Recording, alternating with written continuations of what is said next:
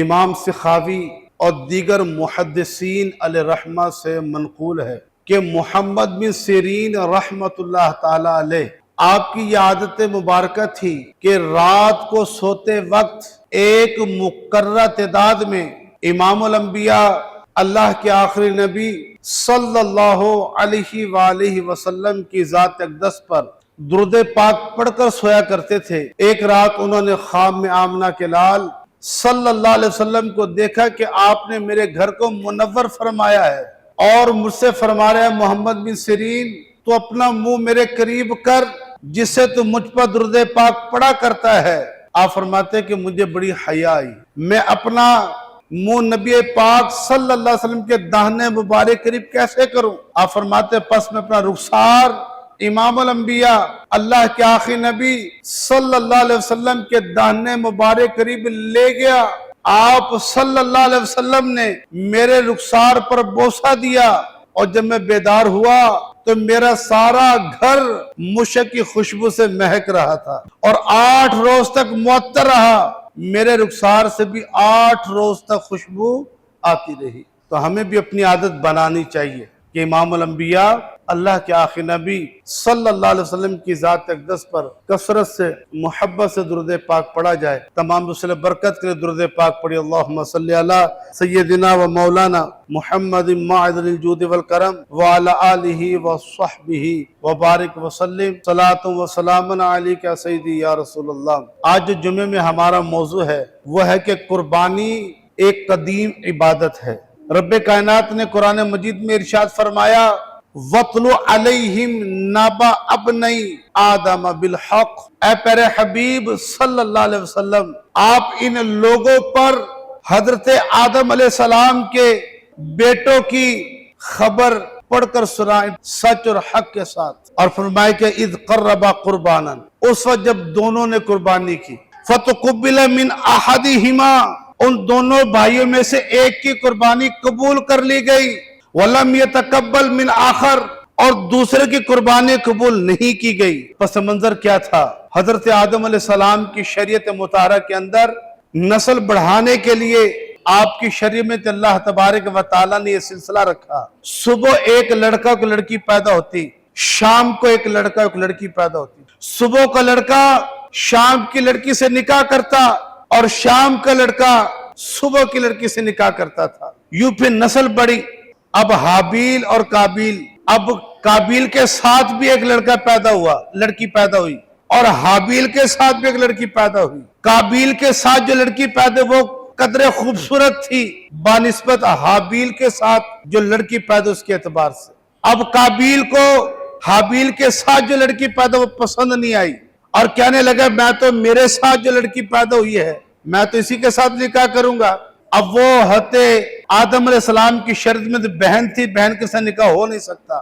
اب دونوں کا جب معاملہ جھگڑا بڑھا تو حضرت آدم علیہ السلام نے اللہ تبارک و تعالیٰ کے حکم سے کہا کہ ایسے کرو تم دونوں بھائی اللہ کی راہ میں قربانی پیش کرو، اور جس کی قربانی اللہ کی بارگاہ میں قبول ہو جائے گی وہ اس کے ساتھ لڑکی کے ساتھ نکاح کر لے گا۔ اب حابیل نے ایک عمدہ نسل کا مینڈا اللہ کی بارگاہ میں پیش کیا اور قابیل نے ردی قسم کی گندم کا ایک ڈھیر رائے خدا میں پیش کیا، اور قبولیت کے لیے آسمان سے آگ آئی اور اس نے حابیل کے مینڈے کو کھا لیا۔ یہ اس بات کی علامت تھی کہ حابیل کی قربانی قبول ہو گئی، اب حابیل اس کے ساتھ نکاح کرے گا۔ لیکن یہ ذہن میں رکھیے گا ہم اپنا ذہن اللہ رب العالمین کی رضا پر راضی رکھنے کا بنا لیں، اللہ کی رضا پر کہ ہمارے حق میں کیا بہتر ہے یہ اللہ تبارک و تعالیٰ زیادہ بہتر جانتا ہے۔ انسان تو لالچ و حرص سے بھرا ہوا ہے، وہ تو چاہتا مجھے یہ بھی مل جائے، مجھے وہ بھی مل جائے، مجھے یہ بھی مل جائے، لیکن اللہ تبارک و تعالیٰ بہتر جانتا ہے میرے بندے کو میں نے کیا دینا ہے۔ تو اللہ کی رضا پر راضی رہنے کا ذہن بنا لے، ورنہ اگر یہ ذہن نہ بنایا برائی کا دروازہ کھلتا چلا جاتا ہے۔ انسان اپنی خواہشات کو پورا کرنے کے لیے حرام کاری میں پڑ جاتا ہے، ناجائز معاملات میں پڑ جاتا ہے۔ جیسے کہ اس واقعے میں دیکھیے قابیل نے اپنی خواہش پوری کرنے کے لیے کیا کیا۔ اب رب کائنات نے کیونکہ فرمایا کہ ان دونوں میں سے ایک کی قربانی قبول کر لی گئی, دوسرے کی رد کر دی گئی. اب اپنی خواہش پورا کرنے کے لیے وہ کہنے لگا قابیل حابیل کو, کہتا ہے بھی قال لأقتلنک, میں تجھے قتل کر دوں گا. اپنی خواہش پوری کرنے کے لیے وہ اپنے بھائی کو قتل کرنے کے لیے تیار ہو گیا, اور اس نے قتل بھی کر دیا, اور اب لاش اٹھاتا پھر رہا ہے. اب کیا کروں اس لاش کا؟ تو اللہ تبارک و تعالیٰ نے سکھانے کے لیے 2 کوے پہ بھیجے جو آپس میں لڑ رہے تھے. ایک کوے نے دوسرے کو مار دیا, اور پھر دوسرے کوے نے زمین کھود کر اس کو دفنا دیا. یہ منظر وہ قابیل دیکھ رہا تھا, اس سے اس نے سیکھ لی. پھر اس نے اپنے بھائی حابیل کو زمین کھود کے دفنا دیا. اب جو سمجھانا یہ اللہ کی رضا پر راضی نہ رہا, وہ ناحق قتل کرنے پر وہ آمادہ ہو گیا اپنی خواہشات پوری کرنے کے لیے. اور سب سے پہلے قاتل یہ قابیل تھا, اس نے قتل کرنا ایجاد کیا. اب دنیا میں جتنے بھی قتل ہوتے ہیں سب کا گناہ اس کے کھاتے میں گرتا ہے. اور رب کائنات نے فرمایا کہ انما یتقبل اللہ من المتقین, اللہ تبارک و تعالیٰ تو متقین کی قربانی قبول کرتا ہے. اللہ اکبر. تو یہ قربانی حضرت آدم علیہ السلام کے زمانے سے تھی, یہاں تک کہ جب حضرت نوح علیہ السلام کے زمانے میں جب یہ طوفان نوح آیا اور طوفان نوح سے تمام دنیا کو ہستی سے مٹا دیا, اور جب طوفان نوح تھم گیا اب عصر نو نئے سے آبادی شروع ہوئی. تو پھر آپ کی شریعت میں جہاں دیگر احکام نازل ہوئے وہیں پر قربانی کا حکم بھی نازل ہوا. حضرت نوح علیہ السلام نے خود بھی قربانی کی اور اپنے پیروکاروں کو بھی قربانی کرنے کو حکم دیا. اس لیے رب کائنات نے فرمایا وَلِكُلِّ أُمَّةٍ جَعَلْنَا مَنْسَكًا, ہم نے ہر امت کے لیے ایک قربانی گاہ بنا دی, ہر امت کے لیے قربانی بنائی. کیوں؟ لِيَذْكُرُ اسْمَ اللَّهِ عَلَى مَا رَزَقَهُمْ مِنْ بَهِيمَةِ الْأَنْعَامِ, کہتے اس لیے کہ تاکہ اللہ کا نام بولا جائے ان جانوروں پر جو ہم نے ان کو عطا کیے. تو یہ ہر امت کے اندر قربانی رہی, یہاں تک کہ حضرت موسیٰ علیہ السلام آپ کی شریعت میں بھی قربانی تھی, آپ نے خود بھی قربانی کی, اپنے قوم کو بھی قربانی کو حکم دیا. اور پہلی شریعت میں قربانی قبول کرنے کا طریقہ خود قرآن نے فرمایا کہ الذین قالوا ان اللہ عہدنا الینا اللہ نؤمن لرسول حتی یأتینا بقربان تأکلہ النار.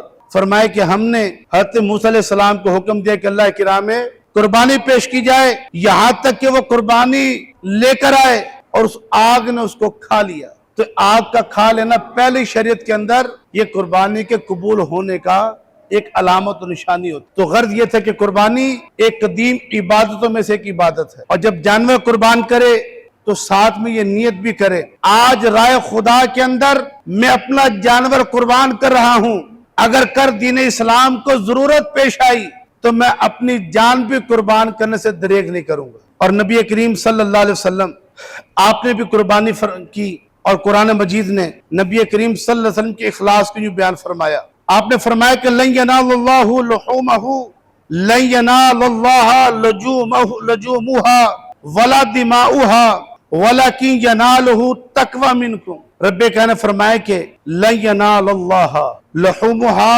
ان قربانیوں کا گوشت اللہ کو نہیں پہنچتا, ولا دماؤہا, نہ ہی ان کا خون اللہ کو پہنچتا ہے, وَلَكِنْ يَنَالُهُ التَّقْوَى مِنْكُمْ, لیکن تمہارا تقوی یہ اللہ تبارک و تعالیٰ کو پہنچتا ہے. اس آیت کریمہ کا پس منظر یہ ہے, اسلام سے پہلے اہل مکہ کے لوگ جب قربانی کرتے تھے تو قربانی کا گوشت اور قربانی کا خون یہ خانہ کعبہ پر بیت اللہ پر چھڑک دیتے تھے. تو یہ فعل اللہ تبارک و تعالیٰ کو پسند نہیں آیا. رب نے فرمایا کہ اللہ تبارک و تعالیٰ کو نہ تو تمہاری اس قربانی کا گوشت پہنچتا ہے, نہ اللہ تبارک و تعالیٰ کو تمہارا یہ خون پہنچتا ہے تو تمہارا تقوی خوف خدا پہنچتا ہے. تو قربانی سے غرض در حقیقت کیا ہے؟ اللہ کی بارگاہ میں خوف خدا اور تقوی کو اختیار کرنا ہے. اور نبی کریم صلی اللہ علیہ وسلم سے رب کائنات نے کیا فرمایا؟ قل, اے پیارے حبیب آپ ان لوگوں سے فرما دیں. کیا فرمائے؟ اِنَّ صَلَاتِ وَنُسُكِ, کہ بے شک میری نماز اور میری قربانی وَمَحْيَايَ وَمَمَاتِي, میری حیات اور میری موت للہ رب العالمین, اللہ رب العالمین کے لیے ہے. زندہ رہنا بھی اللہ کے لیے, موت بھی اللہ کے لیے, نماز پڑھی تو بھی للہیت اللہ کے لیے, قربانی کی تو بھی للہ اللہ کے لیے. اور فرمائے کہ وَلَا شَرِيكَ لَهُ, اللہ کا کوئی شریک نہیں. وَبِذَلِكَ أُمِرْتُ وَأَنَا أَوَّلُ الْمُسْلِمِينَ, اور مجھے اس بات کو حکم دیا گیا اور میں مسلمانوں میں سے ہوں اور مسلمانوں میں سے سب سے اول۔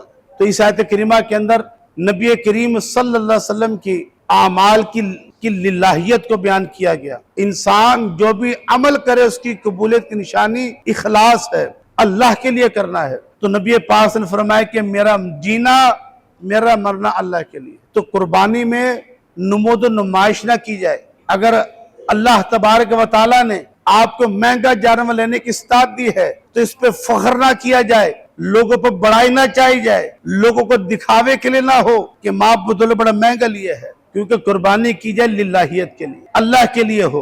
کیونکہ اللہ کو نہ تو قربانی کا گوشت پہنچے گا، اللہ کو نہ تو قربانی کا خون پہنچے گا تمہارا تقوی، خوف خدا، اخلاص اللہ کی بارگاہ میں قبول ہوگا۔ اور یہ اخلاص یہ عمل کی قبولیت کی نشانی ہے۔ اور دوسری آیت کریمہ کے اندر رب کائنات نے یوں فرمایا پیارے حبیب کو مخاطب کر کے، فَصَلِّ لِرَبِّكَ وَانْحَرْ، اے پیارے حبیب اپنے رب کے لیے نماز پڑھ اور اپنے رب کے لیے قربانی کر۔